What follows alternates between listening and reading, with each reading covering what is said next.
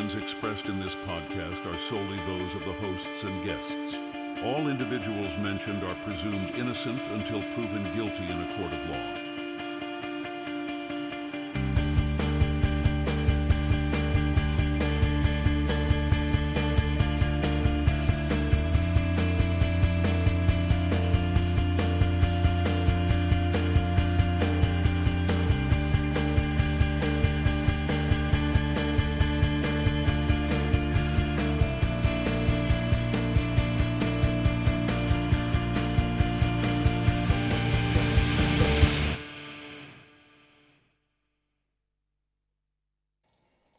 Hello, everybody.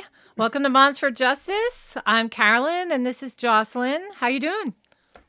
Good. I'm so excited for tonight. I know I say that all the time, but when you showed those pictures of Wade Wilson, I was like, what happened to him? I know. Oh, God. I know. It's great. It really is. Does everybody remember him? I mean, what do you remember about him? Oh, so much. I mean, first of all, the tattoos are iconic, and he's Yeah. very good looking. So Yep. it's that bad boy image, but boy, was he was a winner, a doozy. Yeah, Yeah, look at that. was good looking. Yeah. And I'll get, and then I'm going to wait to show the after picture, but just for anybody who doesn't know, because there's always people that might be like, who is this guy? I'm just going to tell you real quick. So this is Wade Wilson, the tattoo face killer. In October 2019, he brutally murdered two women. If you guys remember, it's Diane Ruiz and Crystal Greer. He killed them both on the exact same day in Cape Coral, Florida.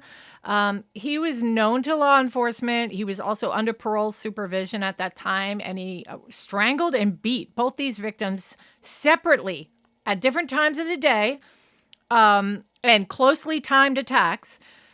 He eventually was arrested shortly afterwards, displaying crazy, erratic behavior. He was really crazy, and he took a lot of drugs. Yes, he was high. Yeah, definitely. So the brutality and seeming randomness of the crimes is just really out there. I mean, it's just he's a scary guy. His mugshot gained viral attention because of this heavily tattooed face you see here in this picture. I mean, it's literally covering his face, earning him the nickname Tattoo Face Killer. He became really viral on platforms such as TikTok, YouTube, and Reddit. And his demeanor on jailhouse phone calls with multiple women drew right. When you listen to some of these calls, Yes. it drew so much attention. He would swoon women to get them to put money on either his kiosk, which is what you use. It's like a machine you use to be able to make calls or to get internet time on that kiosk, or canteen, which is like basically the prison store to get snacks. And you could always filter back to one of our old videos because we did a taping on how many times he said, "Deposit money in my canteen." Yeah. And every time, we took a sip of our drink. Yeah, it was crazy. So we did, we did a 3-part on him, I think. And we even have an interview with his dad and all that. Also, I even wrote a song about him, which you can find on our shorts page, where I have not only that kind of spun out to be doing songs on several characters within this case, such as Kiosk Kristen and Mila. And these were two girls that were like really, Mila was his really girlfriend. Yeah, Israel. Yeah. Right. And it actually turns out, and I want to say this, I'm glad that we're doing a little segment on him because Mila ended up being pretty cool girl. And really? she came forward and she has an incredible interrogation / interview with the police where she just was helping them completely. And I actually felt really sorry for her after that and realized she really wasn't that bad of a person as everybody was making her out to be.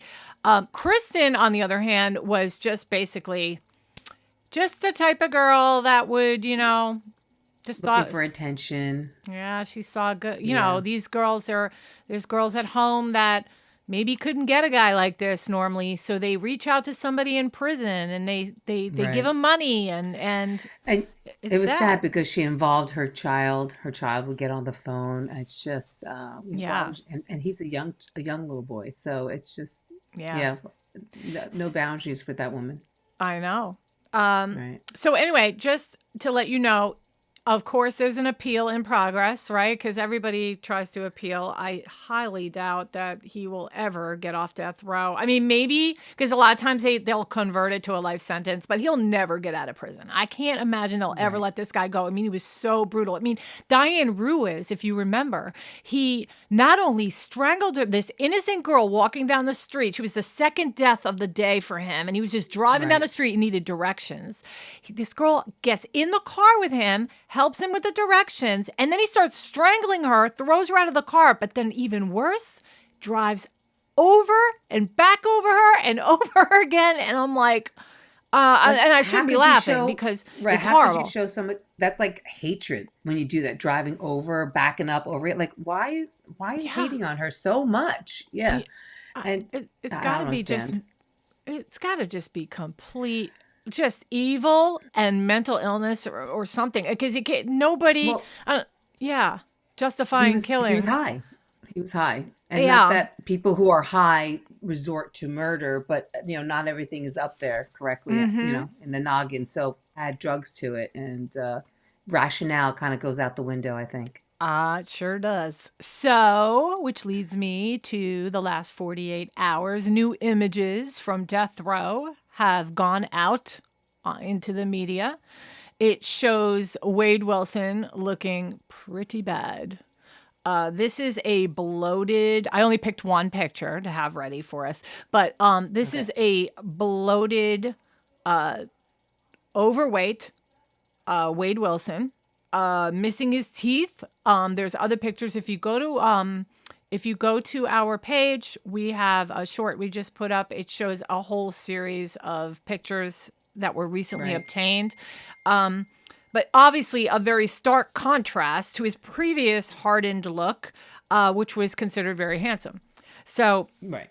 but I found a couple more nuggets on Wade Wilson, and I'm excited. And I don't think anybody's been really talking about these, so I'm excited to be the one to deliver them. Maybe there is somebody out there that has, but so I've got his disciplinary reports from, and basically he's been cited at least 10 times since he's been on death row. Okay. And I Okay. think it includes maybe some a little bit before that, but for infractions like drug use and destroying property. But I have some details about it. So Okay. Wilson, he had an attempted jail escape back in September 2020, where Wilson and his cellmate, yeah, what?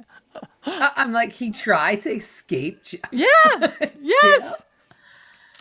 Joseph Okay. Katz, his cellmate, and him tried to escape from the county jail. And the group together that did this, they removed the metal frame from their cell window and cracked the security glass. And Wilson was said to be the ringleader and had allegedly arranged for a getaway car. He probably had Kristen there down the street to pick him up. So obviously he got caught. So do we know how he got caught, or like we just know he tried to escape? Yeah, no, it doesn't really indicate how he was caught, but he was caught. So he was charged with attempted escape and criminal mischief. But those charges were then later dropped as part of a plea deal tied to later drug charges. Okay. Then in 2023, so this is much more recent, he was part of a drug smuggling ring. Okay. So K-9 officers found a stash hidden in landscaping rocks outside the jail. It included methamphetamine pills, cigarettes, and lighters.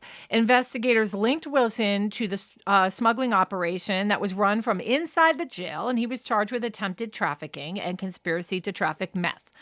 And then in August 2024, even more recent, he pled no contest and got 12 years for that to be served alongside his current sentence. So there's that. Wow. I mean, I'm sure in his mind he's thinking, "What the hell? Why not? I'm here anyway." Yeah. Like what does he have to lose? You know, it's Right. like I kind of get his theory in a sense that yeah, I'm going to try to make some money while I'm in I here. mean, he ain't going anywhere, so he's probably just gonna. I think he's gonna be a problem for the rest of his, life. Yeah, For sure. right. So then, during the drug and escape investigations, authorities linked Wilson to the Unforgiven, which is a white supremacist prison gang. And his affiliation reportedly helped facilitate contraband flow and protection inside jail. So he's got friends, friends in low places. Mm-hmm. And that's pretty much what I got on him. But I have one more nugget.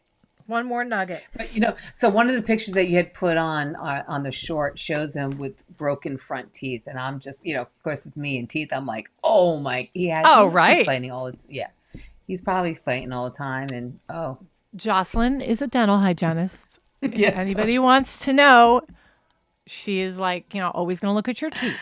Always. So, yeah. Okay. So, okay, this is really interesting. Okay. So there's one more thing. And I back around the time, I remember I texted you one day, Lynn, and we were doing the Wade Wilson case. And I remember going, I have something really good to tell you. And I never told you. And then I forgot about it. And here it is again. It popped back up because it's about Wade. All right. So put Wade aside for 1 second. There is another case out of Lake Seminole, Florida. And I used to follow this case I watched it maybe 5 years ago.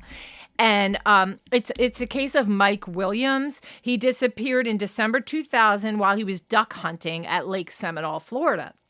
He was believed to originally had drowned and then been eaten by alligators. And his case remained unsolved for years. In 2017, though, his body was discovered, revealing he had been murdered. Okay? It turned out that Mike Williams, the guy who died and was eaten by the alligators, apparently, had a wife at the time he died. And the wife was cheating on Mike with his best friend, Bryan Winchester, and they planned the murder together. Okay. So Bryan Winchester later confesses to shooting Mike as part of a plot with Denise Williams and Mike's wife to collect insurance money. Then Denise was convicted in 2018. And then, so to top that off, so Bryan ends up confessing. And right before he confessed, though, what initiated the confession is now him and Denise were starting to break up. Years later, after they had done this murder, their relationship wasn't working out. So Bryan and Denise were splitting up, and Denise wanted nothing to do with Bryan anymore. So Bryan one day just had this stupid idea to drive down the street and get into the back of her car and hold a gun to her head and try to kidnap her to convince her not to leave him. Well, she got rid of him. She was able to talk him off the ledge, right? And then she goes to the police. Keep in mind, these two people killed somebody like years earlier, her husband, her first husband. Right.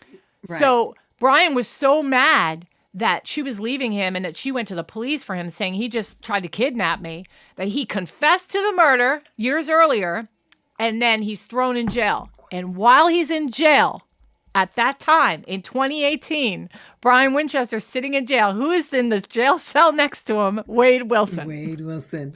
And he ends up being a part of the case against Denise Williams, because Denise Williams went on trial for murder, because Bryan said everything that the two of them did. We killed Mike Williams and all that. Right. And he was in jail anyway, so. Yeah. So Winchester testified that he tried to persuade Wilson to fabricate evidence in his favor, and then asked Wade Wilson, his cellmate at the time, he then becomes his cellmate, to kill Denise Williams. Do you know anybody that could kill Denise Williams? Okay. And then Wilson comes forward in December 2018, confirming all these interactions with Bryan Winchester in his cell and admitting that he was asked to have Denise Williams killed. For a lighter sentencing on his end? Like, why did he give up Bryan?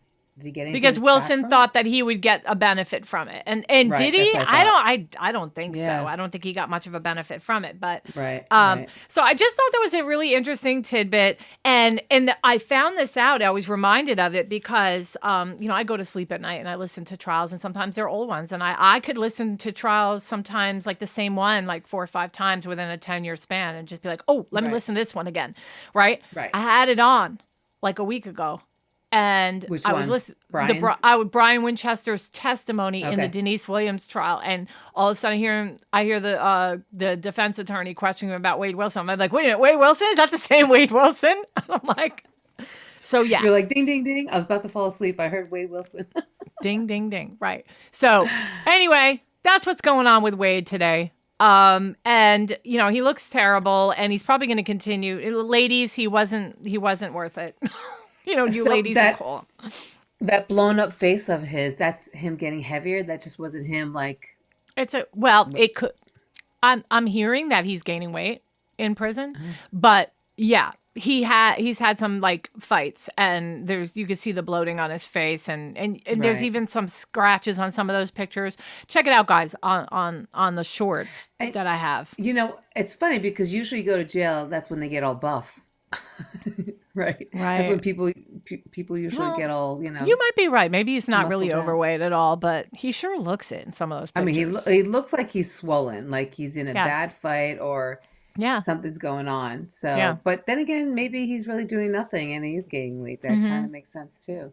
Not so, but I have to say, it's nice to see that Brian and Wade are in the same cell. At least they keep the murderers together. Well, they were. They're not anymore because they Yeah, were yeah. in county jail at the time. Brian hadn't Right. been gone. You go to county jail first while you're waiting Right. during your trial, and then you go to the big Right, but- man's prison. Right. Yeah, but at least in county, at least it wasn't just, petty theft and a murderer. Yeah. You know what I mean? So Yeah. at least they're And keeping Donna the group together. Adelson was in that same exact county jail for, and actually she is still there, Leon County. I think it's Leon County Jail. Yeah. So hit the sub button. Give us some likes, share our page, subscribe to our channel. We would appreciate it. So yeah, we're going to go on to the next one now. And this is Scott Peterson. We've got an update on Scott Peterson. There was a prison attack. This is not the same people. That's a different person. Who is that? Okay, I'm going to start Scott- over. Okay. Next case is Scott Peterson. So we're going to talk about Scott Peterson, who had a prison attack on himself in March of this month. Okay. But first, I'll just go over, in case anybody doesn't know, Scott Peterson is serving a life sentence in California for 2002 murder of his pregnant wife, Lacey. Everybody knows this case. It made national headlines, and he was originally sentenced to death, but in 2020, his death sentence was overturned, and it was changed to life without parole. Peterson still claims he's innocent, and is currently, as we know, we've done an episode on him not long ago, that he is working with the Los Angeles Innocence Project to try and get a new trial. Now, Yes. my mind is always changing about Scott Peterson. 1 minute, I think he's completely innocent, and the next minute, I think he's guilty. And it keeps going back and forth, back and forth. I'm not even going to comment on. You can if you Right. want comment what you're thinking now, but I keep changing. So Right. I just don't think there's enough evidence to really. I understand what you're saying, how you go back and forth, but I just don't think there's concrete evidence to keep somebody in jail for that long. I don't. I just. yeah, my thing with Scott is that he probably If it- did it, but the evidence isn't there, just like you're saying. Right. So I almost feel like if this same case arise today, I mean, look, I'll bring it up next time when we talk about Okay. a different case, but just remind me to tell you about it. But I just kind of feel like if this was taken today, there's no way. I don't think anybody would put him in jail because one, there's no DNA, and there's nothing really concrete tying him to it Yeah. other than, not stipulations, just the idea that the likeliness of him doing it, I think is what got him guilty. Yeah, whenever we bring him up or whenever we're talking about him, I get so much anxiety. I get so much anxiety because I know how sensitive everybody is about this guy. And I also, Right. like, I know that it rattles a lot of feathers to hear that there wasn't enough evidence, because it is terrible. This young pregnant girl, and if anybody's ever read Lacey Rocha's, Sharon Rocha, sorry, is her mom. Her mom wrote a book about Lacey, and it just breaks your heart. And Right. I feel for the Very sweet family, lady. and I think sometimes to myself, well, what if they were listening right now? Like, how dare I say he didn't do it? You know what I mean? But here's the Right. thing. There were things that went wrong in this trial, and there was things that went wrong in the investigation, and it really upsets me. Yes. Right? There's a lot of unturned stones. I think that they could have went down, or Yeah. they could have checked that they didn't, because they just were just so focused on him. Yeah. I just remember the whole like walking the dog, and how people claimed that they saw her on this block, but they never, even though they called it in for tips, nobody ever followed up to them. Just things like that. Like, I just think that it wasn't a thorough investigation as well. Yeah. I'm with you on that So, one.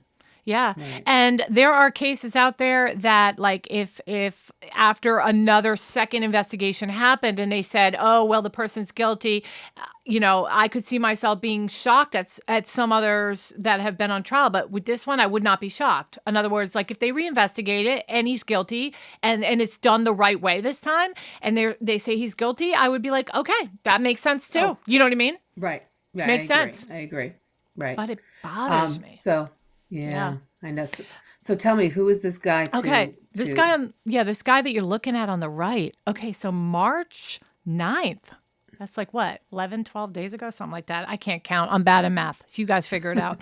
March 9th, he was attacked by another inmate while playing pickleball at Mule Oh, Creek State Prison in California. they play Here's what. pickleball in jail? Look at Well, that. apparently Scott did. This guy was not playing it with him.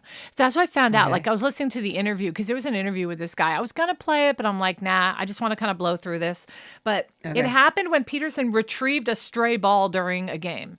Okay, now this other guy, he was new into he maybe spent some time in that prison and came back, like, for whatever reason. They brought him back to that prison. His name is Charles Okay. Miles. He misunderstood Peterson's movement and thought he was being charged at with a weapon by Scott Peterson, when poor Scott Peterson was just, like, literally running towards him to try to get his ball. And yeah. Yeah, Peterson's probably like, damn, I missed that ball. I gotta be better at this. Next thing you know, he's bam. Right? I know. So anyway, what? Okay. So in response, he physically attacks Peterson, later saying he didn't Oh even my God. recognize who Peterson was. Now, I listened to an interview today by Vinny Politan on Court TV, and he actually talked to the guy. So I listened to the guy talking, and he said, this is what happened. I was hanging out with my buddy, my cellmate. We were hanging out, and he also establishes, I don't like women killers, child abusers, molesters. Me and my cellmate hate those people. So Right. his cellmate goes, hey, that's wife and baby killer over there, Peterson. And he looks, and he sees Peterson, but he does not know it's Peterson, and doesn't even think that's Peterson, because he said, his words, he had a long ponytail and he was so tan, he looked like a Mexican. He had sunglasses on. He said he didn't even look like, yeah. So Yeah, I can see that. he said he looked like this little Mexican guy. I'm like, so anyway, prison guards quickly step in. They use pepper spray and batons to break up the fight. Both men had minor injuries and were disciplined afterwards. So, but yeah, I just, Peterson just- got disciplined? I think that's BS. If they he got do- jumped. yeah. Let me tell you I'm something. sure. Yeah. When you're in prison, it doesn't matter to them. They could care Yeah. less. If one person starts it and there's a fight of any kind, or they think they see anything, well, yeah, they don't stick up for the victim ever. Yeah, I know. They don't. I know. I get could it. care I get less. it. Yeah. But one more interesting tidbit is that Miles admitted that he made peace with him afterwards, because Peterson Okay. has money and influence behind bars. So he's kind of like Wade a little bit. Well, he does have some invested time there. It's close to 30 years, right? Yeah. I don't know. I can't do the math, Yeah. but I mean, Well, you do make some friends, I'm sure. yeah, definitely. He called the fight, quote unquote, God's plan. So even high profile inmates like Peterson are not immune to violence, right? So, Well, It listen, definitely he was just playing highlights. pickleball. It's actually pretty pathetic sounding. It's like, it's really sad. It is. He was just playing pickleball. I'm wondering, we're all still waiting to find out what the latest is with him. And there's really nothing out there. I'm part of a few Right. groups that keep trying to push the whole he's not guilty thing. Okay. And not ready to believe that one yet until we get some more info. So yeah. Right. All right. So we are going to now move on to Bryan Kohberger. Bryan Kohberger. Mm, He is former criminology PhD student. He's awaiting trial for the alleged murders of 4 University of Idaho students in November 2022. The recent court filings and defense strategies have brought new developments to light as the trial date is approaching. So, a little bit about the prosecution's evidence, okay? Amazon purchase records show that they've uncovered evidence indicating that Kohberger purchased a K-bar knife and sheath from Amazon in March of 2022. These are several months before the murders. They argue right. that this purchase links him to the crime, especially since a similar knife sheath was found at the crime scene. Now, they never did find the knife. It's just the sheath. So, Right. but that's pretty damning because those sheaths, they have their own logo, style, and imprint on it and all that. And yeah. I'm going to say, I mean, if you have the Amazon receipt, should you say, of the purchase of the sheath, Right. Amazon shows a picture. Oh, Why yeah. are they not saying that's identical? They're not using the words identical. Are Oh, they identical? yes, they're showing the records that has the purchase, and then it relates to like maybe the serial number of that knife, and then they pull it up on Amazon and they've got a picture in the whole 9 yards, and they're trying to get that Yeah. in up for the trial. And it's pretty Right. damning. You know what I mean? Yeah. Like, Uh, Well, how many I how know. many Go ahead. Go knives? ahead. Finish. I heard something about him with that sheath. So go ahead. You finish because maybe you know it too. So go ahead. About the sheath, if there's anything more about the Yeah. sheath, I don't know anything more. I was just going to say Oh, that there are so many knives out there that you can buy. It's just so many knives. And it's like, for it to be that one, it's just like right. pretty bad. I mean, they said that they did find DNA underneath, under, on that sheet. They found Brian's DNA in it. But so now Brian's turned around and saying that somebody could have planted it. Well, not Brian, but they're saying that it's possible that somebody Yeah. planted it. Like, so he's not really denying that it's not his sheath, but he doesn't know how it Right. got there or something to that effect. But they're trying to get that thrown out also as Of being course. not part of the evidence. Yeah. I mean, they're doing their due diligence, Yeah. so I don't I see them mean, I throwing would that try. out at all. I No. don't think that's going to Yeah. happen. Okay, so and now the picture that you see there, it's blurry. It's not the greatest picture in the world, and there's no better quality picture I could find. But this Okay. actual picture is the actual post-crime selfie. And when I say that, I mean he literally took this picture of himself after the murders in which he is seen smiling and giving a thumbs up.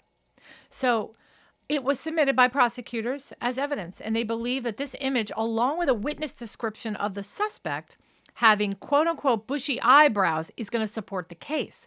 And the defense is not happy about that, and they are trying to ban the words bushy eyebrows. And we're waiting to hear what they're going to answer to that. But let me tell you something. When a witness, because there is a witness, right? There's one Right. of the co-ed girls or whatever, or sorority girls, actually had his description as bushy eyebrows. They're not going to be able to keep those two terms out of the trial. And they shouldn't. They shouldn't because those are No. words. And why can't you say why can't the lawyers state what her words were? Right. They Absolutely. weren't after they knew who he was. That was part of her description Yeah. in the very beginning of the case, the day of.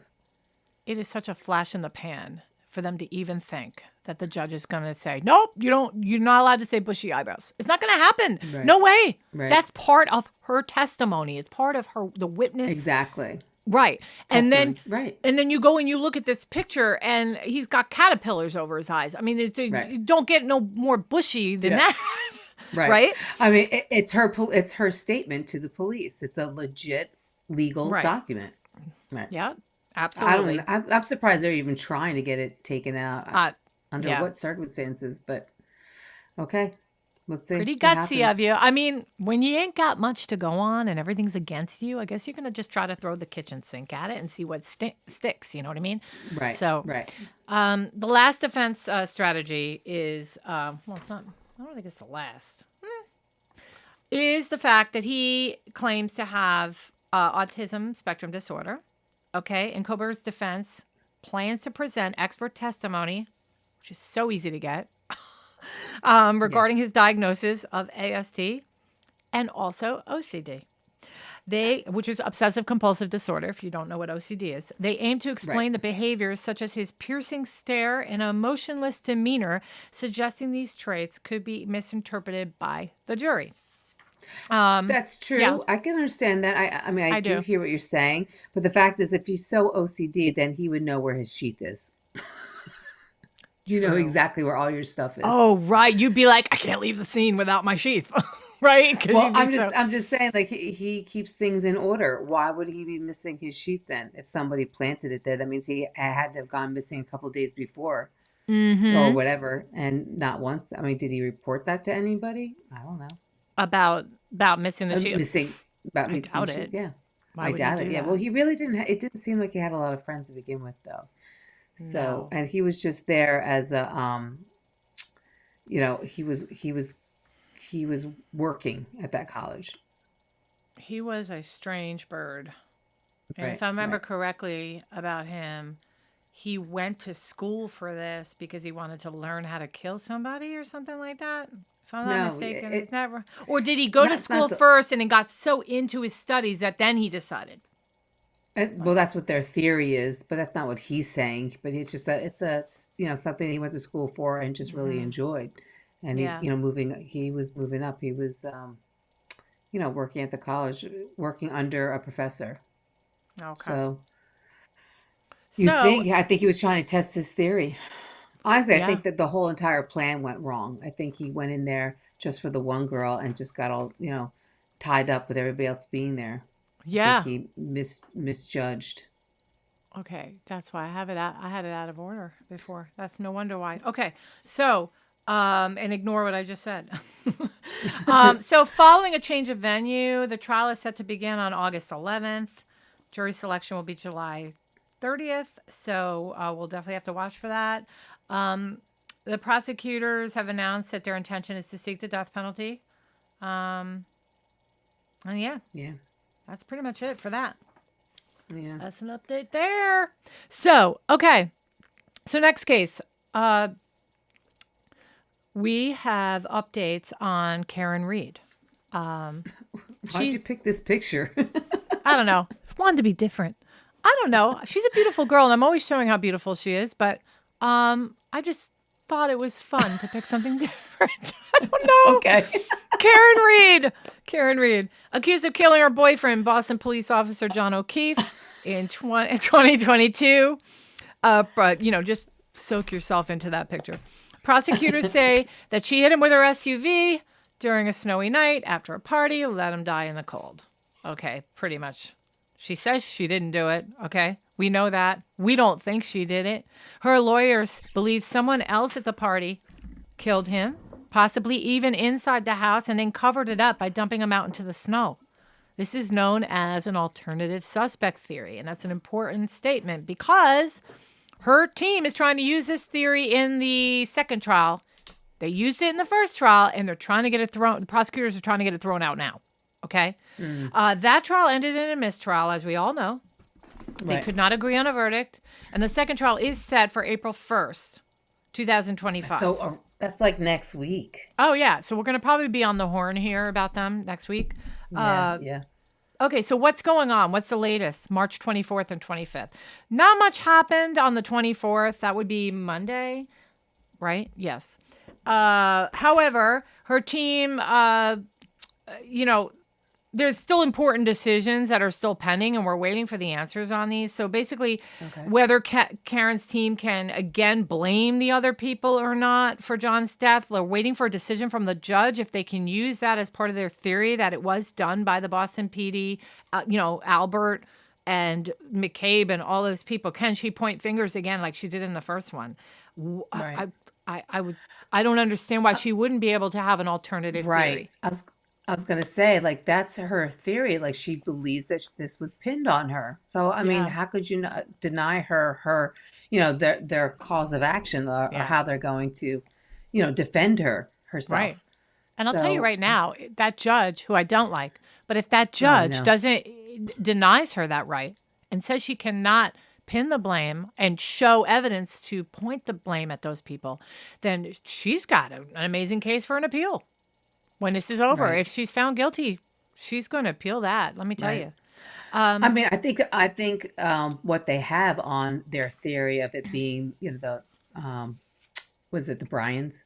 I think they're very legit reasons. I mean, Hmm. just the fact that he was in their house, Yeah. and not no the night of it happening, or the morning, come the morning, nobody goes inside the house just to look. He was inside the house. Go inside. The owners don't come Mm. outside. Like, it's just, there's a lot of like red flags. How is that Yep. not even like, Yep. how is she not even catering that idea?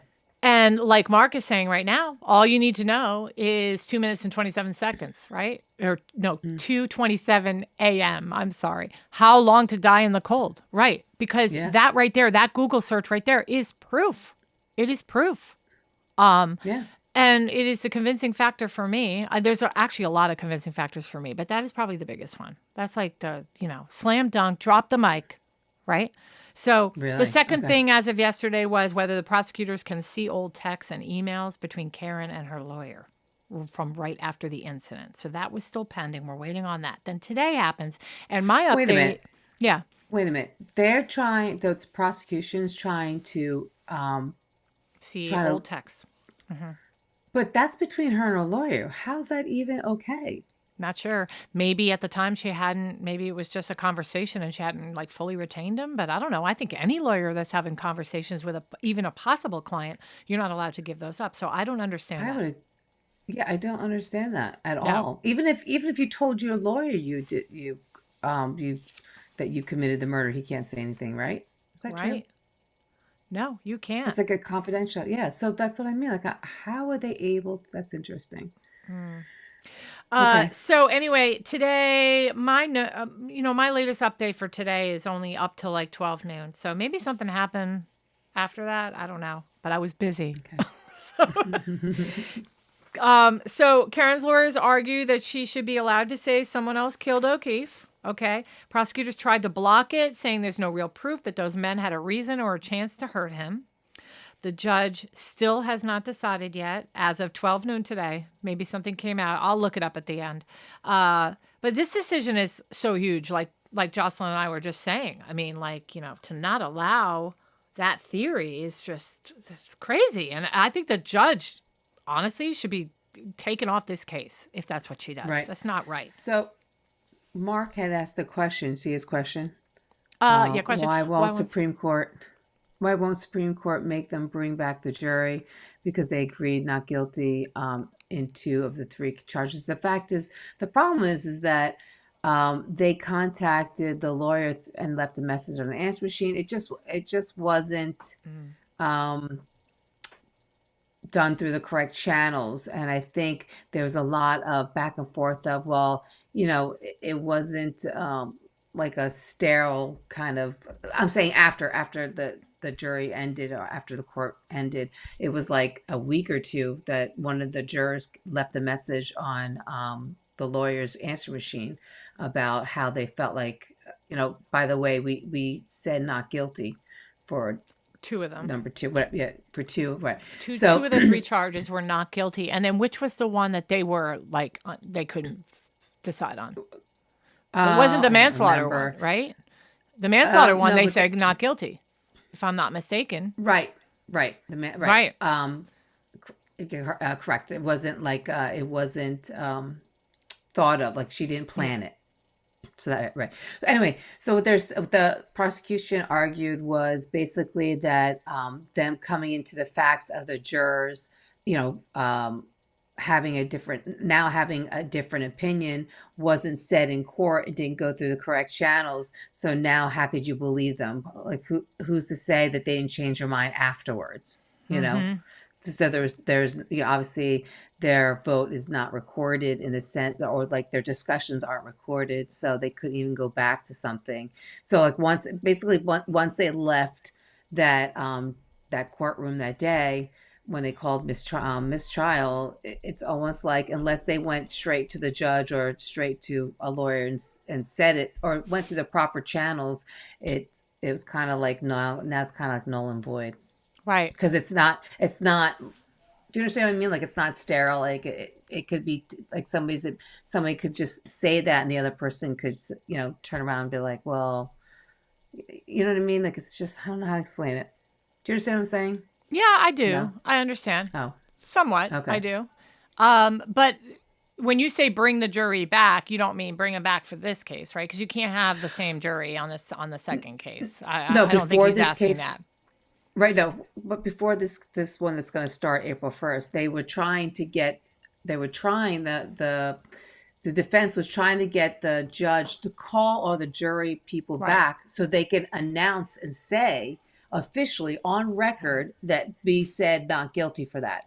But according to the prosecution, they're saying, well, they went home, they have time to sit on it, and we don't know if somebody changed their mind. There's no, we don't know if somebody lied about it. Maybe they felt coerced that now they have to say not guilty, because now they've seen all the outside stories, the newspaper clippings, the online resources, and maybe they changed their mind. So the fact is that they can't come back in and say, okay, I say not, I say not guilty. Yeah, but then they would have been considered tainted at that point. Right, that's what I'm saying. Right. That's what I mean by it's not sterile. Yeah. Yeah. Okay, so newsflash, I do have an update. I just found out that today, it answers that question we were talking about before, about the private text with her lawyers. Prosecutors they presented this today, that they wanted access to Karen's messages with her lawyer, saying that she had talked about them publicly in a docuseries.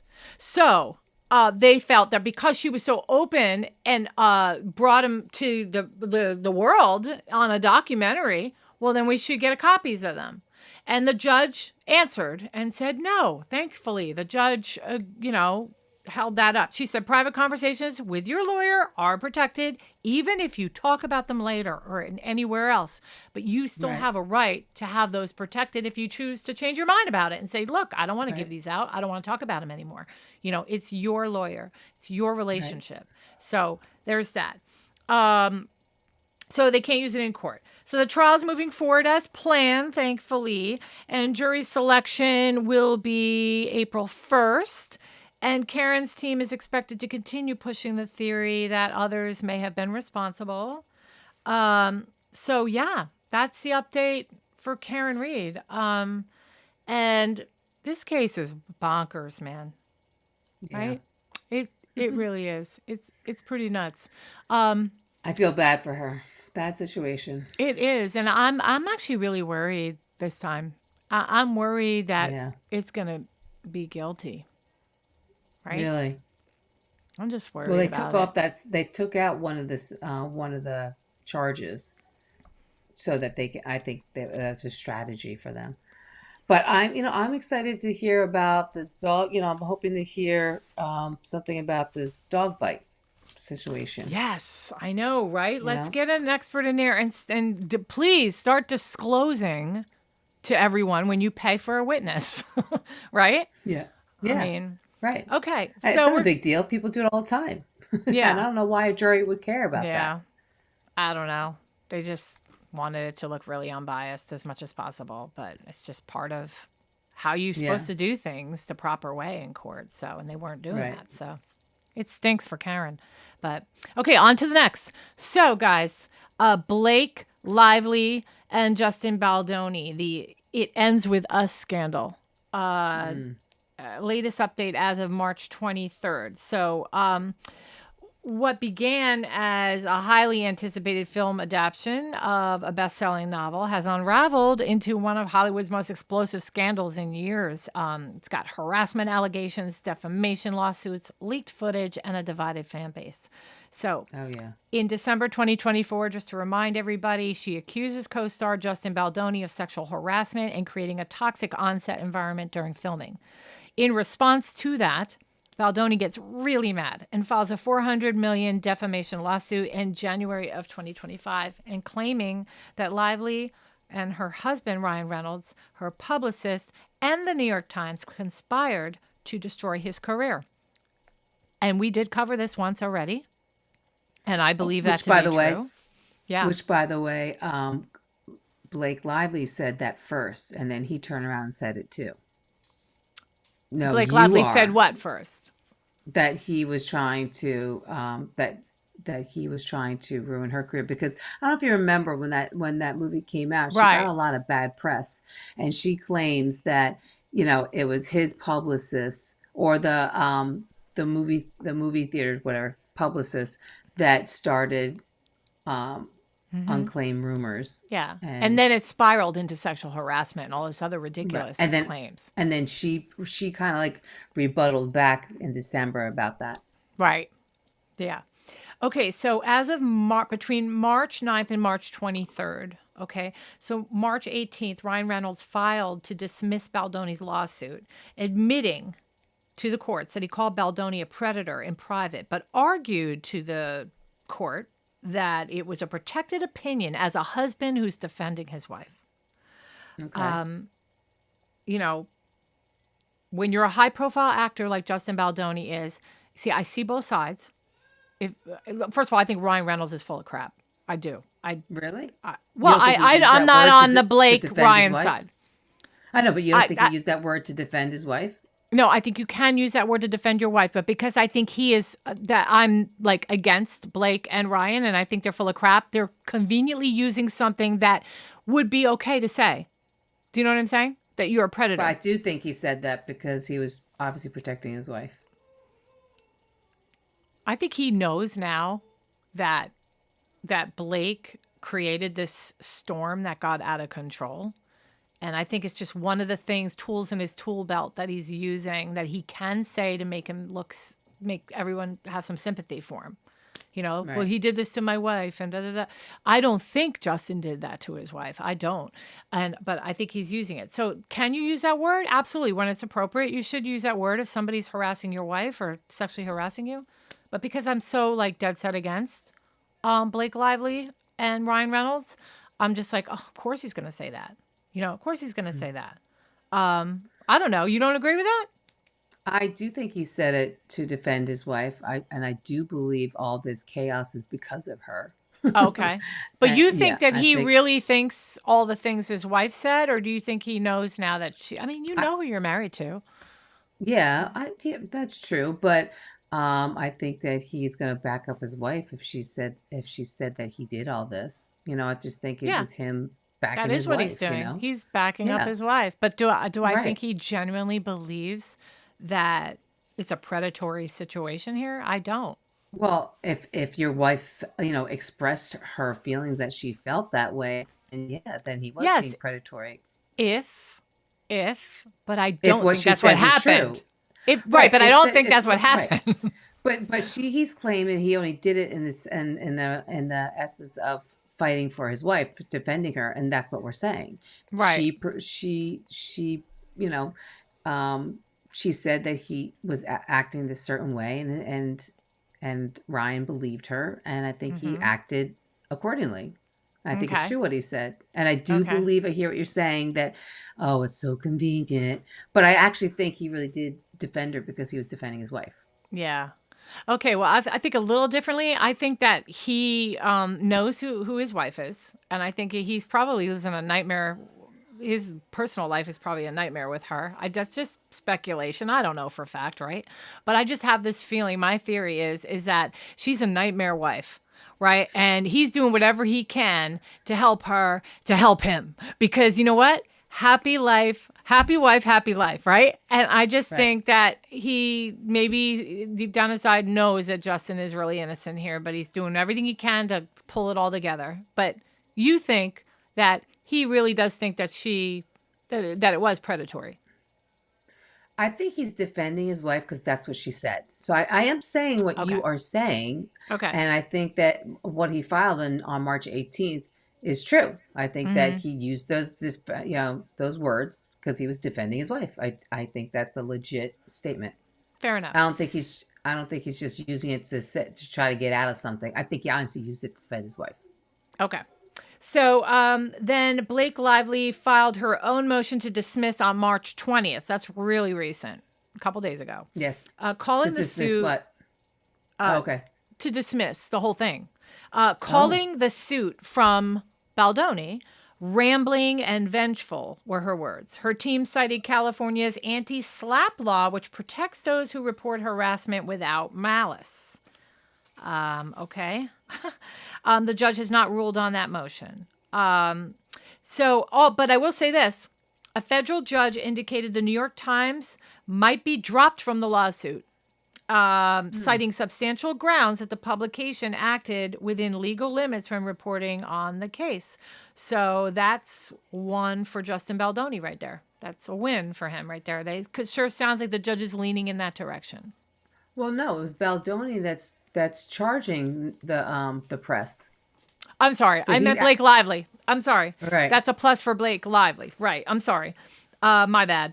All right. So then Baldoni's team condemned the harassment,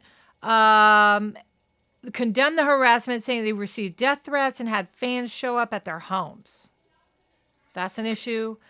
And also Lively's team requested expanded protective orders after she and supporters received violent threats online.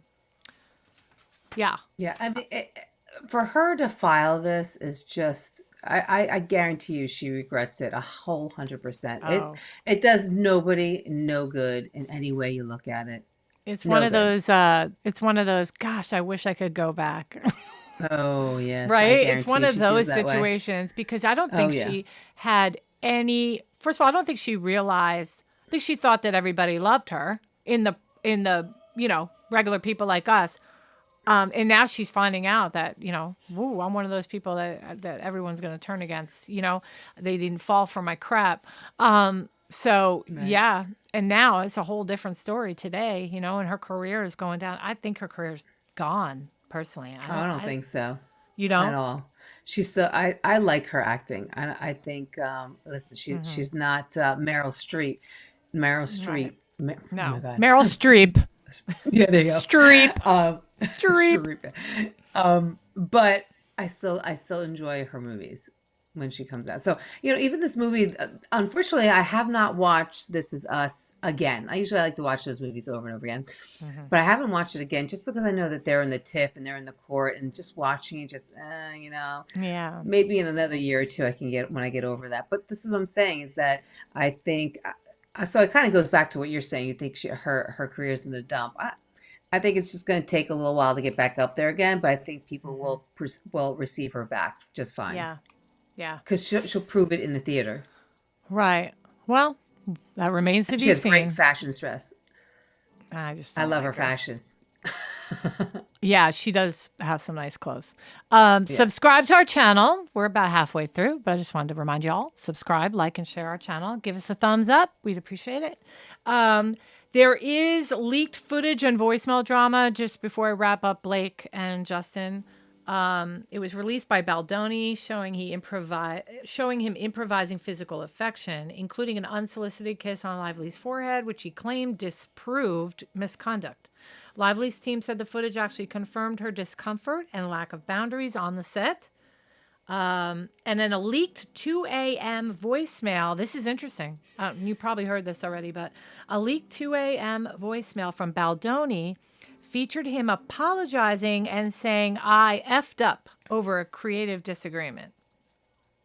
That's not really. So that's what I'm saying. I think that what they're both claiming that each other did is probably true in those steps, but I think there's explanations behind each one, Yeah. So I understand how one felt. Like, for instance, she claimed that he walked into her trailer when she was breastfeeding that one day. Yeah. But apparently, previous to that, she was breastfeeding her child, and she had told Baldoni, "Oh, I'm breastfeeding right now, but come in when you're done." So maybe she was set and ready for it for that day, and maybe she was covered or whatever. And to him, he's like, well, I could walk into her trailer whenever, even if she was breastfeeding, because I was allowed to go last week. You know what I mean? So, Right. and then she felt, maybe she felt shocked when he walked in and she was breastfeeding. So now, now her feelings are hurt. But meanwhile, she invited him last week. That was fine before. But do you understand what I'm saying? Like, I think Yep. it's true what they're complaining about with each other, but Mm-hmm. it's just it's just the little details that makes the difference. And I think they just didn't understand each other. And Right. you kind of if you saw the movie, you kind of felt like that during the movie too. You didn't feel the connection. I did not see the movie. Should I watch it? Oh, Should I watch it? um, I I don't would watch it know. for shits and giggles. Why not? I don't know. Yeah, think so? Oh, guys, hear my doggy. All right. Anyway, we're going to move on to the next one, and I'm sorry for the barking. Um, Somebody's there. how loud is he? Is he really You hear him loud? barking. He was. Yeah. You can hear him bark. Yeah, somebody's home or somebody's there. Somebody's here, I guess. Okay. Well, there's All right. people here that can answer the door. So, all right, we're going to move Okay. on to the next one. Okay. Gene Hackman. This one has had me Mm, riveted for like the last 2 weeks, right? Like I've just yes. been so engrossed in Gene Hackman. Like what happened? Yeah. I know. And what an incredible actor he was. Yes. 1930 to 2025 is his lifespan. Legendary American actor, 5-decade career. His iconic roles are The French Connection, Unforgiven, Hoosiers. Hoosiers? Is that how you say it? And The Never saw it. Conversation. They left out Superman, of course. Remember Superman? He was Oh, Lex yeah. Luthor. He was Lex Yes. I Luthor. mean, I loved Lex Luthor. Yeah. it's such an iconic, good actor. Like, yeah. Yeah. Oh, and he was also in The Firm with Tom Cruise. Do you remember that? The No, Firm. but I did like him in French Connection. That was a good movie. He was such a sleazeball in The Firm. You should watch The Firm. Was He he? plays a good Okay. sleaze, yeah. Anyway, he won 2 Academy Awards and then he retired from acting in 2004, sorry, living quietly in Santa Fe, New Mexico with his wife, Betsy Very quiet. Arakawa. Yeah. Betsy Arakawa is his wife's name. Anyway, this is horrible. So here's the timeline, folks. So February 11th through 12th, Betsy, who's 65 at the time, likely contracts this hantavirus, a rare illness from rodent droppings. Okay. She calls a concierge medical service on February 12th complaining of her symptoms, but then she was never heard from again. Then on February 17th, Hackman, who's 95, substantially older, who suffers from advanced Alzheimer's disease, dies of a heart attack or some sort of heart thing because his pacemaker recorded cardiac failure on the date of February 17th, which is days after his wife's death, right? She's Right. found in a Right. closet. Couples' bodies were found, like maintenance workers find them when they're doing a welfare check. He looked through the window and he saw Betsy laying on the floor.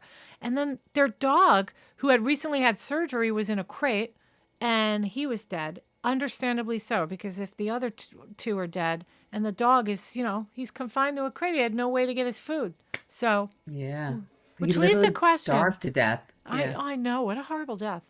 Yeah. Which leaves the question: where was their family? Wondering where they were. Like, I mean, I think that's pretty. He's got 3 kids. I know at one point they had a housekeeper. I can't seem to figure out if they had one at the time, but I know there is a I don't think housekeeper so. out there. There She was was. the wife was at the market that morning, so that they Mm-hmm. were able to track her at the market, and that she had her last email went out February 11th. I Okay. don't know. I don't know about the the medical that they requested on the 12th. I don't remember. I didn't hear anything about that. I just heard that the last communication she had was February 11th on an email. Mm-hmm. So that's new to me. But Okay. I Yeah. think that he was I didn't, and I also didn't know that she was found in the closet. I thought she was laying down next to him. No, he was in a mudroom all the way across the other side of the house, and she is in Oh, like a bedroom closet, the closet in her bedroom. On the floor, there's pills There's pills opened and scattered on the floor. So maybe she was trying to take a medication of some sort, or maybe that was him trying to take medication and he dropped them and he just walked by her. I mean, when you have Alzheimer's, it's possible he was walking around and she was laying there that whole time. You don't even know. Yeah. Right? Yeah. Right. Autopsy results were finalized on March 7th. Initially, they were really concerned about carbon monoxide poisoning. Yes. But there was right, no... all three dead, yes. Yeah, that would totally... I'd be sense. like, oh. But no foul play, toxins, or gas leaks were found. They were ruled natural and unrelated to any external threat. Now, right. they eventually ruled out the carbon monoxide as well. And then they got the pacemaker data, and then Betsy's medical call establishes the timeline and the fact that it was natural causes. The family files a motion to seal graphic case files to protect privacy, understandably so. I could get that. Right. Right. I'm just going to throw something out there. It's very, very gossipy and very, very rumor mill, but I want to put it out there because I don't know if it's going to come back and we're going to hear about this, but I heard that the inside of the refrigerator was like pretty much empty and it was disgusting. And I also heard that that the whole house was just like really gross. Like the house was not like just dirty. Yeah, just dirty and everything. Upkept, yeah. Unkept. Now, I believe it. If I'm wrong about that, I apologize. But it's out there and it's got me like, because it is a weird situation. Like it would make anybody probably think at first that you know, that something's fishy. You know, she's on one side of the house, she's on another, and then there's all this gap of days in between their deaths, you know. But it also could be possible too, because he had Alzheimer's.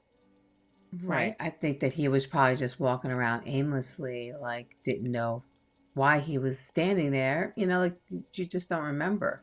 Yeah. Maybe, you know, a lot of times they get anxious and a lot of times they get upset because they didn't understand what just happened to them. They can't remember. They get, you know, so sometimes they get violent. So you're saying messy, like there was somebody in there throwing stuff around, or was it just like people who lived messy? Just heard it was like filthy. That's what I heard. I heard it was like filthy. Okay.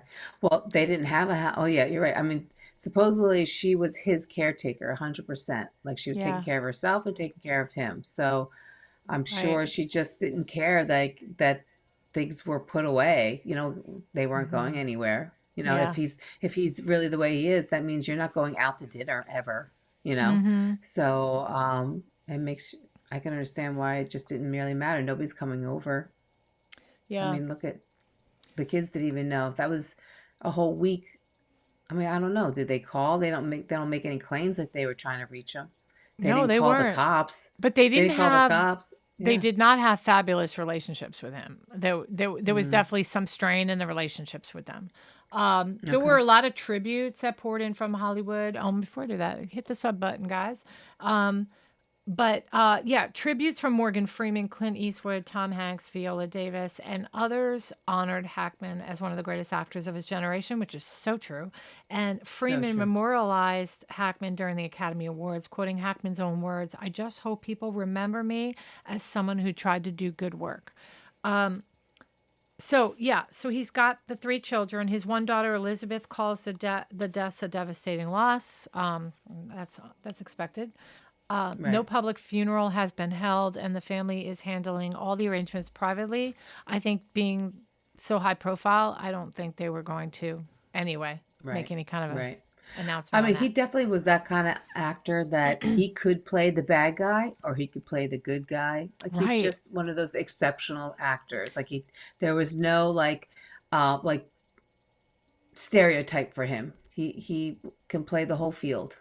Yeah, and it's not like he's like this. He looks like a dapper leading man. He looks like your neighbor, right? Yes, and was able to transform into these characters. I mean, he just, you know, and I don't know. I imagine just by the way he is that he's like this super nice guy. Like he's probably this nice guy, but what do I know? I don't know him. Yeah. So, okay, so that's pretty much it for him. You know, at least we got to hope that, you know, he didn't suffer in any way. So, yeah. And it's a little different that we talked about him because it's not really necessarily a crime. There was a little bit of suspicion around it. Right. So, but just in case something comes around, I figured we would talk about it. All right, so we're on to the next one. And yeah, so we are going to talk about the Dan Markel and the Adelson saga. Saga. It is such a saga. It really is. Yes. The first guy I'm going to talk about is Charlie. This is Charlie Adelson. Another winter picture. Another winter picture. But you know what? So fitting. So fitting because he really was I know, a 'cause tool. you don't like him. He was a tool. He really was. No, actually, I do like Charlie. I mean, I think he's a murderer, and I think he did everything that they said he did, and he deserves to be in jail. But I got to tell you, for amusement purposes, just watching his testimony, he's just like a funny guy. He really is. He's funny. He's That's a just bad picture. Yeah, it is a bad picture, but it makes me laugh, so that's why I'm using it. Okay. For those who don't know, Charlie convicted in 2023 for his role in the murder for hire plot that killed Florida State law professor Dan Markel. He is currently appealing his conviction. But instead of proceeding with the appeal in a timely way, his defense team has used a procedural loophole to delay the process. And this delay greatly benefits Charlie, and I'll explain why. So what exactly happened here? So they were expected to file their initial appeal brief in early January 2025. There were no more extensions allowed unless a legitimate emergency occurred. Okay? But then on January 6th, his team files to correct a sentencing error with the trial court. And under Florida law, Rule 3.800, this automatically pauses the deadline for his appeal brief. Okay? That motion was denied on January 24th, and then a motion for rehearing was denied on February 11th. So why does this, help him? So once the rehearing was denied, the court clerk had 5 days to submit the updated case record to the appellate court. Okay, but as of mid-March, that has not happened, and it's over a month late. So until the clerk submits the record, the 10-day countdown for Charlie's team to file the appeal brief hasn't even started. Okay. So this delays and buys Charlie's team more time to craft stronger legal arguments, potentially wearing down public interest, and adjust strategies based on other moving parts. For example, like his mother, Donna Adelson's on trial, or maybe even Catherine Magbanoa's cooperation. So even if unintentional, this clerical delay gives the defense that tactical advantage, slowing the process and reducing pressure. Okay? So that's all I got on Charlie. What? Yeah. That's just, I don't know. Yeah, but it's in the news, and it's the latest. It's something. It's something. Yes. Yeah, I agree. I mean, it's something for him to go on. Like, it's a small bone that they threw him. So small bone. Take advantage of it. Yeah. Woof. So then Catherine Magbanoa's appeal is still awaiting decision. So her final brief in her appeal was filed February 2024. The appeal focuses on the admissibility and limitations of Wendi Adelson's deposition during Catherine's trial. Specifically challenges the fact that Wendi was only partially disposed, with many questions left unanswered due to prosecutorial objections and claims of privilege. So there has only been one known deposition of Wendi Adelson that was officially conducted and admitted to the court before Catherine's second trial. But the latest news is that she was deposed this last week, Wendi, in Texas. And I'll get into that. But in her old deposition, Wendi refused to answer many of the questions. And this is all a bit of a reminder still. So this part is not new. But the court upheld objections based on relevance and potential Fifth Amendment issues.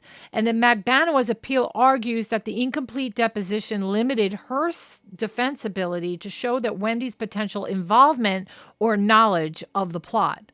So this can directly affect how much Wendi will have to say under oath during her upcoming legal proceedings, including Donna Adelson's trial, where Wendi is expected to be redeposed, and she was this past week in Texas.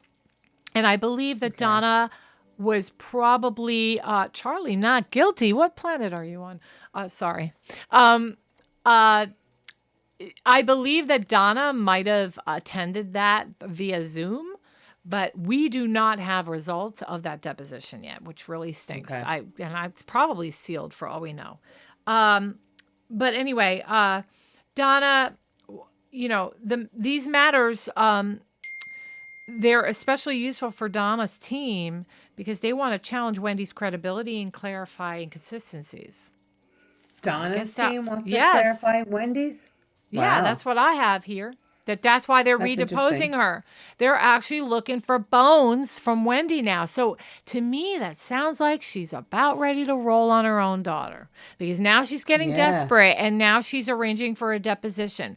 And she might say, look, my lawyers are just looking out for my best interest. They're trying to protect me. So maybe the lawyers are the ones being like, look, you're going to have to forget your daughter. Your daughter is a goner. Just forget her. We got to get you out of jail. We got to get you a not guilty verdict. So we're going to go after Wendy. This is all speculation. Okay. But the Yeah, I was fact gonna that say, they, I can't see it. I can't No. see Donna throwing her daughter under the bus. so Donna Adelson's defense strategy, I have a whole section on that. So anybody who doesn't know who Donna is, she's the mother of Charlie and ex-mother-in-law of Dan Markel, facing trial for orchestrating the murder plot. There's a ton of evidence on her, a ton, and it's like really, really strong. Her defense is preparing by scheduling depositions, including Wendy's that just happened, to gather information and challenge the prosecution's narrative. Okay, so individuals targeted for deposition. A lead FBI agent in the case. He's the one who arrested Donna at the airport. His deposition was scheduled, but may be postponed. Then there is a Sarah, which is I'm not Wendy's sure of this friend. last name. No, I think this is a Was that- different. Yes, it is. No, I'm sorry. It's Jane McPherson. She's a victim. No, Sarah Latour, victim advocate, present during Wendy Adelson's police interview. She sat beside Wendy during her call to Donna after Yeah. Dan's murder. Okay, and then a Wendy's call friend. that. Right. No, it's not her friend. It is an advocate that is hired by the police department. She's not Jane McPherson, the friend. She was an advocate with the dark hair that sat on the left. And Right, she was right. like, when they let me call you in, a victim advocate to just walk you Right. through this process. You're right. That's who that is. Right. Okay, so this was all during the call that she had made to Donna after Dan's murder, a call that many believed was staged ahead of time. Okay, the call to let her mom know that Dan had died. Then I have a Mary Hall financial expert focused on tracing who paid for the murder and how the money flowed. Got a whole list here. Jason Newton. And this is Donna's This is Donna's defense? deposition requests. The people that Right. they either are interested in or going to depose. Okay. Jason Newland, investigator from the state attorney's office. He's a key player in organizing the case against the Adelsons and coordinating cooperation with Mac Banoa. Then we've got Elisa and Tim, real estate professionals, expected to testify about Wendy's efforts to stay in Tallahassee, used by the defense to show she wasn't trying to flee after the murder. See, Mark, I'm giving the other side. Critics say that this is superficial and doesn't rule out her involvement. Okay, Christopher Corbett is a cell tower data expert. And he will be questioned about the timing of Donna's drive through Miami, including her visit to Charlie's condo, potentially tying to the murder timeline. Francis McBanoa, Catherine's brother, could testify about Katie's financial stress, her connection to the Adelsons, and possible extortion attempts. Then we've got Wendy. Here's Wendy, Dan's ex-wife. She will be redeposed, and she was. So I don't know why I'm saying redeposed, because she already was. They're concerned she's going to invoke her Fifth Amendment right on every question to avoid self-incrimination on certain questions. This deposition won't be protected, though, by immunity like her earlier trial testimony, so her answers could carry legal risk. That is, I wonder why. Why that they didn't give her immunity for this one. I think it's because she got- it's specific to each trial, I guess, and with Yeah, I Donna's, know. maybe they're But not she offering it. got it. Right. That's what I'm saying. She got it for Katie, and she got it for Charles, and now she's not getting it for Donna. I find that weird. Yeah, no protection from immunity. The defense may press her on suspicious actions, including her shock call to Donna from the police station, which, like I said, many believe is rehearsed and was planned ahead of time. Sigfredo Garcia. I hope we see him. How great would that be? Convicted hitman and father of Magbanaw's children, likely to plead the fifth also during the deposition, but the defense may still use his silence as part of a strategy. So that would be interesting. Right. He's only going to claim the fifth to protect Katie, right? I I think he's doing it to protect Katie because Maybe. it'll mess up her trial. Yes, you're right. Because, there's a mother of his children. So Dr. Jerome, and I can't pronounce his name, Oued? Oed. He's a dermatologist, Charlie's former roommate. Oh, I remember hearing about him. And Katie's old boss. So he met Sigfredo at a work event. It's unclear what the defense wants to show, but possibly to weaken the idea that there was no personal connections between players. So that is that. Oh, you know what? Okay. Do I have, before I go over, and hit the sub button while you're at it. I thought I had another one. Oh, yeah. Of Donna? No. You mean a Oh, picture? yeah. I wanted to show a picture of Donna. She's looking pretty bad. She's looking pretty bad, y'all. What do you think? Look, she's been in jail. She's been in jail so long that the dye job is down by her neck now. Oh, yeah. Look at I just noticed that. The gray Yeah. and the blonde. I never noticed the blonde still there. Yeah. She needs that's sad, right? That's a sad, woman that is a well taken care of woman, when she goes to jail, what happens to them? Yeah. Oh God. It's You're frightening. not, she doesn't have she doesn't have all her serums. They don't let you go in with all your serums. What do you have? Yeah. They don't even let you have oil fillet. You better not get in any trouble, girl. No more I vampire know. facials for you. I know. I mean, I'll look like her. There is so much continued debate about Wendy's role. Not just as like, I just want to say, we won't get into a big fight, but Okay. Lynn knows that I feel she's deeply involved in this whole thing. But at the minimum, at the very minimum, she knew about it. I think you think at the maximum she knew about it, correct? Right. She's either innocent or maybe knew about it. What are we talking about? Wendy or Wendy? Donna? Wendy. Oh, Talking about Wendy. I think if she knew about it, it would be after the fact, not before. You think it would be after the I don't fact? think she would And do then it was because these are covering it her- up. Was helping to cover it up for her family. Well, that's No, okay. there's no covering. There's no covering. There's no way she would cover because she's a lawyer and she knows. Well, There's then you nothing to don't cover agree up. that she was then you don't agree that she was aware and she's protecting her family. No, I You think don't. that she caught wind about that it was them, and that's why she ceased all connection. Like she really didn't talk to them. Yeah. You know, I think it started with Katie's court hearings, or was it the guys, Sigfredo? Like it Yeah. was early on that she cut all ties with everybody. And Yeah. I think that was her way of protecting herself and protecting them. Yeah. Okay. Well, yeah. Well, it remains to be seen. She's in Texas now, you said? She's in She Texas. lives in Texas? She moved to Texas. Yeah. I think right on the border there. Which one's on the border? Houston or Austin? Houston. Yeah, I Oh, think she's in they're Houston. both down south. Um, We're apparently really bad at geography too.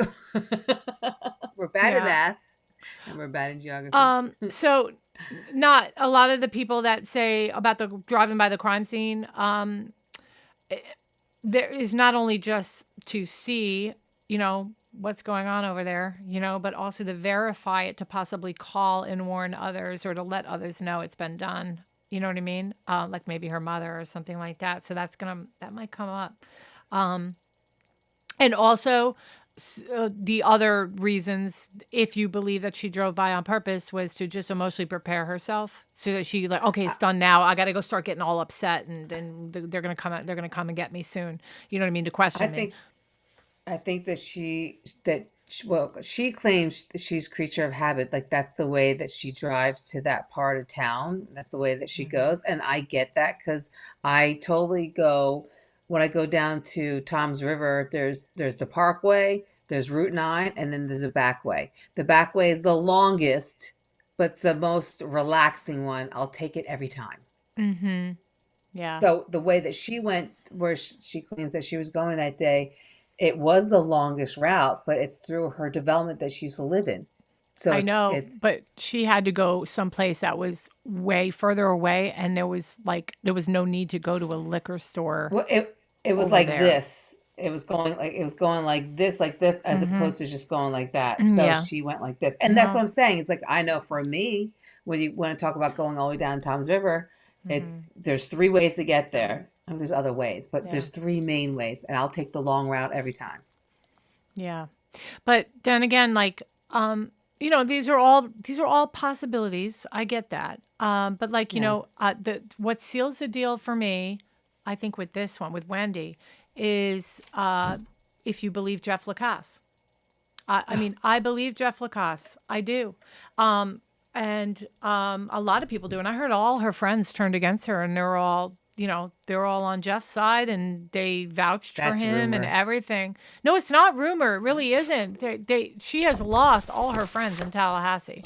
There is another woman. I was looking her up. She's still a law professor, social Well, work professor over there. she She used she to be friends probably with lost Wendi. all her right. She's probably lost all her friends because her brother was found guilty killing her husband. You wouldn't abandon me if my sister murdered somebody. You wouldn't abandon me. No, no, No. but I'm not. I'm different compared to Hmm. these people. She just became friends with them. She moved there Yeah. after they got married. They were only married for a couple years, so these aren't Yeah. like lifelong friends. These are Yeah. just friends through through social meetings, like wherever they used to get together at Yeah. whatever function.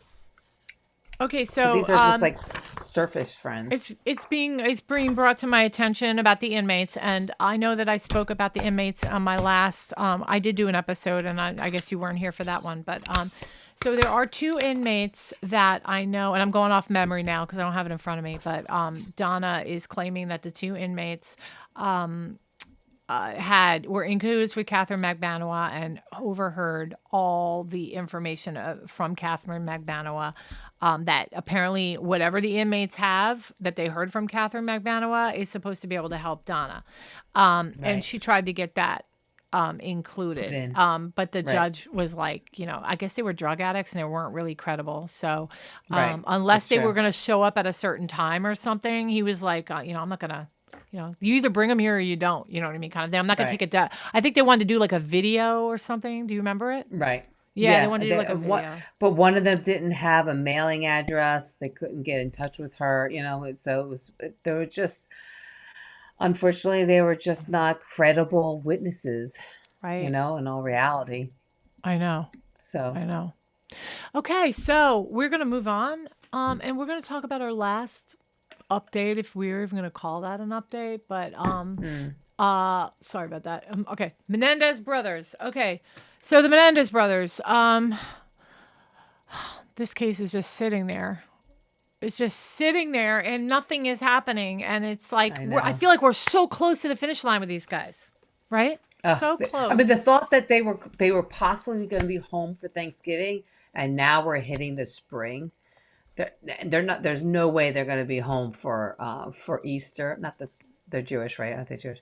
But No, there's I don't like think they're no Jewish. hopes for. No, yeah, you're right. Because he's Latin. There's no hope for them to come home even by 4th of July. I mean, Hmm. it's it went from up here to down here. It's So I the feel bad. Menendez, the Menendez brothers. I think everybody knows this story, but they were, accused, not accused. I mean, they did it. They walked into their house and they shot their parents. And they originally Try said covering up. tried covering it up, spent a whole ton of money because they were rich, privileged kids, and it looked real bad for them because of money. It looked bad for them. But eventually, it came out from the brothers with a lot of people that backed it up that they were, in fact, consistently long-term sexually abused and mentally abused by both parents. Both parents. Even Right. Kitty was like very inappropriate with those kids, especially Yes. Lyle. And I mean, talk about not being able to like go to your mom. I Yeah, mean, you had nobody other than your brother, I and know. that's not a Nobody. home. Like, can you imagine? And even the cousins would say things Hmm. to and bring up things to even a Kitty, and Kitty was just like, "It's fine." Like Yeah. she totally swept it under the rug. She just We did let the a father we do what he did said. we did a big like a deep dive series on this. Please go back and look at it. It's really good. Right. You know, yeah. So anyway, so last I had heard they were waiting to find out, but I'll go through what I got here, okay? And it ain't much. But anyway, so on March 25th, the most recent developments are okay, Nathan Hackman, district attorney, he withdrew his previous motion for resentencing that had been filed by his predecessor, which was George Gascon. He was the one who brought it forward that he wanted reconsideration for the sentencing. But then Right. he was voted out, right, at the election time. Right. And then Nathan Hockman takes over and then he withdraws the motion, crushing everybody's hopes, Yeah. right? Yeah. So but Hockman stated that he would only consider resentencing if the Menendez brothers sincerely and unequivocally admit to the full extent of their crimes and acknowledge any previous falsehoods related to the case. He also expressed he was skeptical of them regarding their claims, citing a lack of corroborative evidence presented during their trials. Now, the second trial didn't even let the evidence in. Nobody was allowed I to know. even talk about the truth because the I stupid know. judge said, nope, no sexual abuse testimony. How messed up is Yeah. that? So for him to It is. stand there and say, for this guy to stand there and be like, there's no corroborative evidence presented at trials. Well, if you had let them, why don't you look at the first trial's evidence? Because it's all there. And by the way, it's on YouTube if you want to watch it, people. There's like huge, like 100 and something videos on there, one by one. Go ahead and watch it. It's all I'm, on there for you to see. we said it before during those videos. If this trial happened today, there's no way they would be considered guilty. But this this guy is like saying he's not even considering opening it up because there was lack of evidence in the trial. Like the fact that today's age, you know what they're claiming. How do you not even want to peek into what happened? I think it's a little bit of if we start opening up court cases, it'll roll over to other court cases.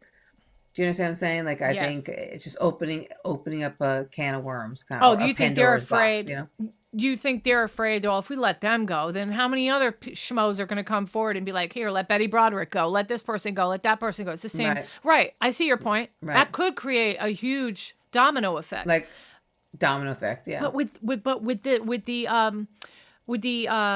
the nature of this case and how things went down, like it's getting like borderline cruelty to these boys at this point. And I call them boys because to me they never grew up. They went to jail this way at age, well, how old were they? They were like 18, 19? 22, Were they 22 22? and 19. No, 18 and yeah, I mean, 22 or something like that. it's not about justice anymore. It's about let's just keep them locked up because it would be bad for us all to let them go, like you're saying. Like this is going to Well, be a trickle effect that'll happen if we let them go. I mean, plus this is in California. They're very loosey goosey in their thought process in the sense Hmm. of everything's okay, and they're very open in the way that they feel of their feelings. So I'm really Hmm. surprised that they're not even catering to this possibility of another trial or opening up the case to revisit it. Yeah, I'm surprised I'm surprised that it's such a shut case right now.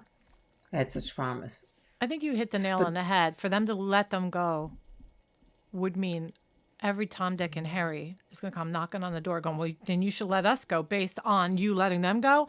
My case aligns with the reason why you let them go, right. you know? Yeah. So the response from the family, let me see. Obviously, I'm just trying to see if there's anything here on the family. They maintain just that the brothers acted in self-defense. Governor's involvement. Right. Gavin Newsom has ordered the state parole board to conduct a comprehensive risk assessment of the Menendez brothers, and this assessment aims to determine whether the brothers would pose an unreasonable risk to public safety if they're released. Oh. And the findings will inform the governor's decision regarding potential clemency. A parole board hearing is scheduled for June 13th, 2025, after which the results will be reviewed by both the governor's office and a superior court judge. Okay. So that's promising. It's promising, but like you said, it was Thanksgiving, right? Then it was like January, and now we got to wait for June. And, just I feel so bad for them. I really do. I feel terrible for them. And I just wish there was something that the people can do. Thankfully, TikTok really put out the Menendez case like 5 years ago, just to really started like making everybody known about the Menendez case, and brought them back into the spotlight again. And it's like, I don't think any of this would be happening right now if it wasn't for TikTok putting them back out there again. So social media has a huge presence in helping in situations like this. Well, I love TikTok. You know that. I'm not a TikTok person. I'm not. I sent you a video. You didn't comment it. You didn't go on it. Well, whenever I get those links, I'm like, all right, is this like, it's if I me. click on this, it's so me. Because there's people on Facebook that's like a friend of mine. They'll be like, "Hey, click on this," and it's really an imposter. So I get worried about stuff like that. I'm really very, very careful on clicking on things. No, well, this is TikTok. It's just a video. I'm It sharing. doesn't matter. It was reel. text to me, and it was a link, and it could have looked like a TikTok, and then I open it up, and it's like my whole phone gets swallowed alive. I know, but it's an actual like text message that I'm sending you of the TikTok reel. Like I'm watching it. No. I'm like, oh, this is so cute. I'm going to send it to Carolyn. I share the button. If you look on my phone, it's a picture and it shows TikTok at the top and it has a link. But did you know that like your bank, somebody could find out who your bank is and send out their letterhead and a picture and the whole 9 yards, and it looks like it's yours, and you click on it and then you start filling out a form. We need you to notify us of this change. But that's the email or something like that. This is like from my phone. I'm sending it through my phone. I don't know. It can happen. You can get hacked. Yeah. Not through your phone. Not what's coming from my cell phone. I guess not. I don't know. Johnny always tells me never click on links. So, yeah. Yeah. All right, so that's our show for tonight. Okay. And that was fun because we got a lot of variety and we got a lot of stuff. We gotta do more of these, like once a month. Yes. Do like a. I kind of like the little breakdown. Yeah. Updates. It is cool, for sure. And there's so many cases that are coming into play come this summer. So and honestly, lately it's like there's like big updates almost every single day. It's crazy. Right. Okay. Do your heart shape, girl. Oh, do your heart. I'm gonna try. Yes, I like our hearts. I know I do too, but it hasn't been working for like some time now. Okay, what is going on here? Oh, there it is. Okay, hold on a second. What? Nothing. Not even my thumbs up. I mean, like Come on, do the hearts. It's been a minute. Hey, give us. I do. Give us your likes. Give us some hearts. Yes. Subscribe. Share our channel. We so appreciate y'all. So nice seeing y'all. Or hearing you all, or reading you all, but yeah. All right, yes, that's it. It's nice seeing you guys. You guys. You guys. Oh wait, there's Anna. We say you guys. You guys. All right. Yeah. Okay. Thank you guys. Yeah. All right, love you, girl. All right. Good night. See you Friday. Bye. It is. The views and opinions expressed in this podcast are solely those of the hosts and guests. All individuals mentioned are presumed innocent until proven guilty in a court of law.